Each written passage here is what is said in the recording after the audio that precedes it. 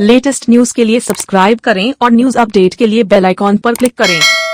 में कनेक्टिविटी देने वाली योजना, वो सारी योजना जो बस्तर और छत्तीसगढ़ का और मरवाही का विकास किया, इन्होंने क्या किया? 22 महीने में सिर्फ नुकसान किया है छत्तीसगढ़ की जनता का। सारी योजनाएं बंद होगी। प्रधानमंत्री आवास योजना 5 लाख आवास बनने थे। भूपेश इसका जो जवाब दे मंच में, जो 5 लाख आवास कब बनेंगे? अपना 1400 करोड़ रुपया और 600 करोड़ रुपया राशि का हिस्सा नहीं देने की वजह से प्रधानमंत्री आवास योजना बंद हो गई। 50,000 का स्मार्ट कार्ड योजना बंद हो गया। 5 लाख के लिए आयुष्मान भारत योजना बंद हो गया। चरण पादुका की योजना बंद कर दी गई। कन्यादान योजना सरकार ने बंद कर दिया। सरकार के जितनी अच्छी योजना थी बंद करते जा रहे हो धीरे धीरे।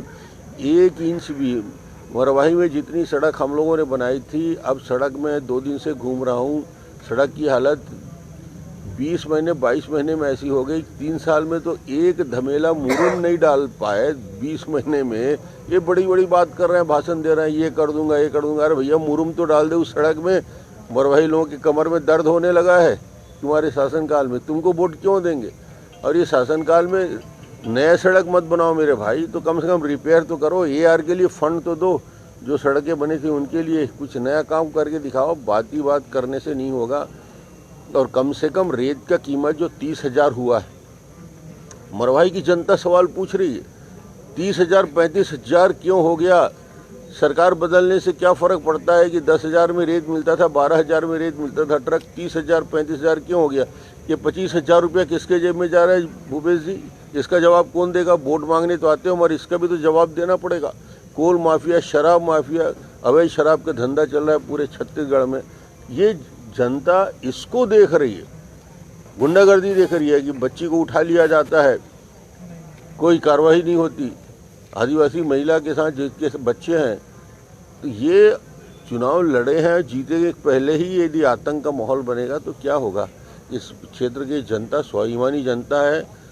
साड़ी खरीदने से, बर्तन देने से उसको नहीं खरीदा जा सकता और उनका स्वाभिमान, मरवाही की जनता के स्वाभिमान को नहीं खरीदा जा सकता। मैं इस बात को स्पष्ट मान्यता है। और ये ना खरीद पाएंगे, ना यहाँ 3 तारीख को मतदान और 10 तारीख को जब गिनती होगी, स्पष्ट रूप से मैंडेट भारतीय जनता पार्टी के पक्ष में आएगा और हमारा प्रत्याशी डॉक्टर गंभीर सिंह अच्छे बहुमत के साथ जीतेगा। निश्चित रूप से इस छत्तीसगढ़ की अन्यायी सरकार, इसके खिलाफ जनादेश के लिए मरवाही की जनता तैयार है, जहां तक मैं समझता हूँ। डॉक्टर साहब, बात वही खड़ी होती है कि 15 साल सरकार थी आपकी, लेकिन आज भी स्थिति जस की तस है। 22 महीने की सरकार की तुलना अगर 15 साल से करेंगे तो स्थिति दयनीय रही 15 साल, उन 15 सालों में मरवाही की। 15 साल में विकास के काम की हमने शुरुआत की। गांव-गांव में सड़कों को कनेक्टिविटी देने का काम किया। गरीबों के लिए योजना 1 रुपये किलो चावल, अन्य की योजना किया। गरीबों के लिए सारी योजनाएं लेके हम आए। चरण पादुका, कन्यादान योजना से लेकर उनके लिए 50,000 तक के इलाज की व्यवस्था हुई। उनके लिए 5 लाख रुपये आयुष्मान भारत की योजना, नमक की योजना, ऐसी योजना शुरू किया जो जीवन में परिवर्तन ला सकता है। ऐसे परिवर्तन लाने वाले और कनेक्टिविटी देने वाले, गांव-गांव में बिजली का कनेक्शन देने का काम किया। ये काम मूलभूत काम हुए थे, जिस काम में आज अड़ंगा आ रहा है। डॉक्टर साहब, इस क्षेत्र में विधायक दल के नेता रणजीत सिंह जी आपसे मिलने आए थे, कुछ खास राजनीतिक बातचीत हुई है? समर्थन देने की भी बातचीत हुई? धर्मजीत जी मिलने आए थे और बात हुई है, चर्चा हुई है, काफ़ी साथ में बैठ के चाय पिए हैं और चर्चा का रिजल्ट 3 तारीख को दिखेगा। जनता का समर्थन बीजेपी को मिलेगा, कितना लाभ है? उनकी भावनाओं को ठेस पहुंचाओगे, आप किसी को अपमानित करोगे तो अपमान का बदला तो चुकाएंगे।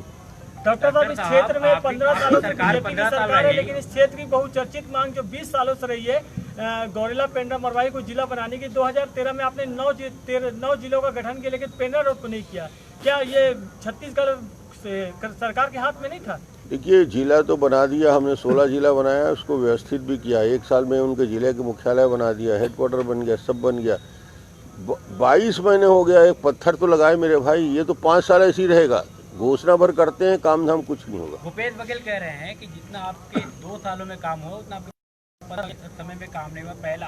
दूसरा, आप जिस बात को कह रहे हैं कि अजीत जोगी की जाति को अभी नकली बताया गया, उनका यह भी आरोप है कि 15 साल आपकी सरकार थी और राज्य छानबीन समिति ही इसका निर्णय करती है, आपने ही जांच को आगे नहीं बढ़ने दिया।